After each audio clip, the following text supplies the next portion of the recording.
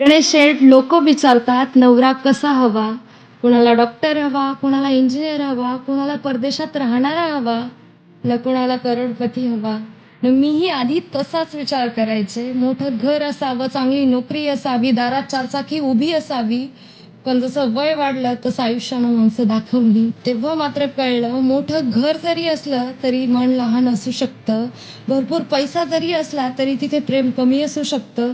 नाव जरी मोठं असलं तरी तिथे माणसाच्या शब्दाला किंमत नसू शकते. म्हणून यंदा मीही विठुरायाकडे मागणार आहे की देवा तुझ्यासारखा एक विठ्ठल माझ्या नशिबात पण लिही, जो रागात सुद्धा माझा अपमान करणार नाही, जो जिंकण्यासाठी नाही तर समजून घेण्यासाठी बोलेल, जो फक्त लोकांसमोर नाही तर एकांतात सुद्धा माझा मान ठेवेल, जो संसारात तू मी नाही तर आपण म्हणेल. बाकी गणेश शेठ सोन्याचे दागिने, मोठं घर, महागडी गाडी आयुष्यभर आनंद देत नाही.